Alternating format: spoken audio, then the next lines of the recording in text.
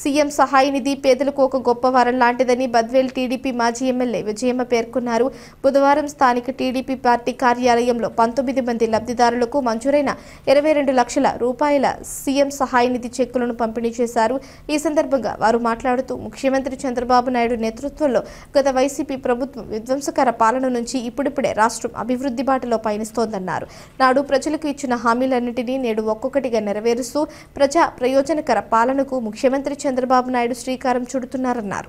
ముఖ్యమంత్రి నారా చంద్రబాబు నాయుడు గారు ముఖ్యమంత్రి అయినాయించి పేదలకు అధికంగా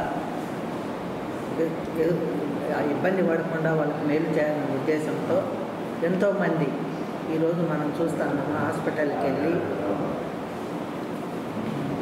హాస్పిటల్కి వెళ్ళి ఎంతో ఎక్కువ ఖర్చులు పెట్టుకొని ఆ ఖర్చులు కూడా పెట్టుకోలేక ఇబ్బంది పడుతుంటే అటువంటి వాళ్లకు ఈ సీఎం సహాయ నిధి కింద కొంత అమౌంట్ ఇవ్వడం చాలా సంతోషంగా ఉంది. ఈరోజు బద్వేల్ నియోజకవర్గంలో కూడా దాదాపు 19 మందికి ఈరోజు ఈ సీఎం రిలీఫ్ ఫండ్ ద్వారా చెక్కుల ద్వారా వాళ్ళకి ఇవ్వడం జరిగింది. దాదాపు 20,22,000 ఇవ్వడం జరిగింది. ఇది చాలామంది కూడా ఉపయోగము.